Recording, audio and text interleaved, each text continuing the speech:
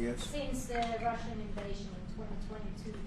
Has something been discussed here today that may have altered your views on things? No, we want to, very simply, I have no allegiance to anybody. I have allegiance to saving lives, and I want to save a lot of lives. A lot of young people, mostly young people. It's the war. It's the soldiers. And if we can do that, I've also, as you know, I got started because the money that's been spent on this war is insane. It should have never happened. And it would have never happened if I were president. But Biden spent $350 billion on this, and it's a shame. And that's what got me involved. And then I looked at, and I see the results. It's horrible. It's a killing field. 5,000 soldiers a week on average. And we want to stop that. We both want to stop that for a lot of reasons, but I would say that is my number one reason. Do you think that Russia, that we will get Russia to accept a deal that also Ukraine and Europe is willing to accept? I think so, yeah. I do. I believe they will accept, and I think we're going to get this over with. I hope so, soon. Mr. President, continue to lack support from NATO allies in your goal of obtaining Greenland. How will you proceed if you don't get that support? Well, Greenland's going to be interesting, but that's for another day. I think we need that for international peace. What are you expecting of your And if allies? you don't have that, I think it's a big threat to our world. So I think Greenland's very important for international peace. Yeah, please, go ahead. Mr. President, this morning in a Truth Social post, you used the words, Vladimir, stop. That seemed like a slightly different message, a personal message. What is your level of frustration with President Putin at this point? Night. I wasn't happy with it, and we're in the midst of talking peace, and missiles were fired, and I was not happy with it. That's what I meant, and that's, you know, what it said. I assume that's what you mean. Sorry, Yeah.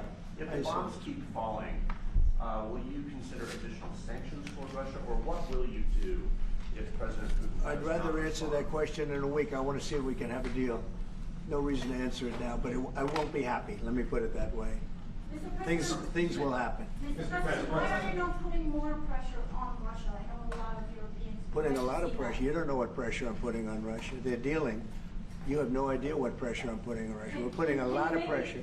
Can you maybe tell us something? We're putting a lot of pressure on Russia, and Russia knows that, and some people that are close to it know, or he wouldn't be talking right now.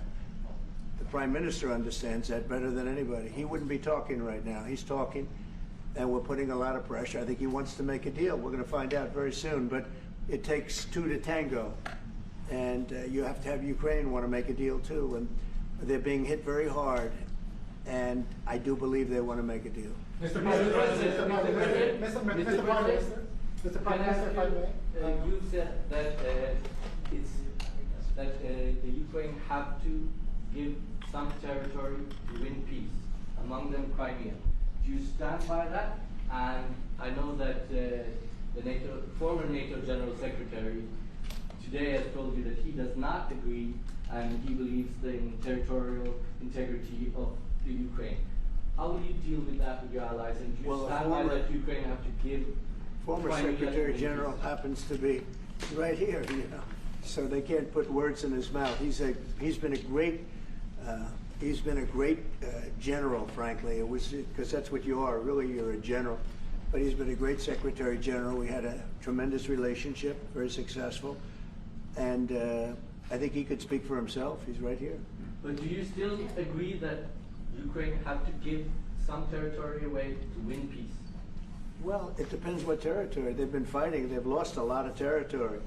We'll do the best we can. Working with Ukraine, we'll do the best we can. But they lost a lot of territory. When you say Crimea, that was handed over during a president named Barack Hussein Obama.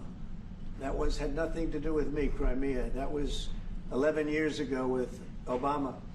And they made a decision. There wasn't a bullet fired. There was no fighting. There was no anything. They just handed it over. Now they say, well, can you get it back? I think that's going to be a very difficult thing to do. That was given by Barack Obama, when he was president, not by Donald Trump. Thank you, Mr. Mr. President. President, As you have a you long know, you have meeting, a peace Mr. President. proposal that you put on the table. It's a 30-day ceasefire proposal. Your national security team presented it to both Ukraine and Russia. 2 months ago, Ukraine agreed to that ceasefire proposal. Immediately, Russia has not. And my question is Russia the obstacle to peace based upon that? Just getting to that 30-day ceasefire. I don't think so. I think that they both want peace right now. They're ready to do something. We'll see what happens. Complicated, very complicated. But I think they are both very much looking to make a deal. Marco, what would you say? Well, first of all, what was put before our partners was options to discuss about things that it would take to end a war. This war is endable. Both sides just have to agree to it. We've shown them a pathway forward. We've discussed those ideas. It was a good meeting yesterday. There'll be good meetings over the weekend. We've shown them the finish line. We need both of them to say yes. But what happened last night with those missile strikes should remind everybody of why this war needs to end. It's horrible those missiles landed. What's even worse is there are today people that were alive yesterday that are not alive today because this war continues, and the president wants to stop it. And everyone should be thanking the president for being a peacemaker and trying to save lives. That's what we're trying to do here. It's not our war. We didn't start it, as you know. But we're trying to end the dying. We're trying to end the destruction. And we've shown the path forward. We can see the finish line, but both of them have to get there. We're going to do everything we can to help them get there, but they have to ultimately say yes. Both And of we them. are using a lot of pressure on both. You know, if you think we're just in there because we're nice people, and we are nice people, but we're using a lot of pressure on both. What We had a long concessions, meeting, Mr. Mr. President, and to your national security team, what concessions has Russia offered up thus far to get to the point where you're closer to peace? Stopping the war, stopping taking the whole country,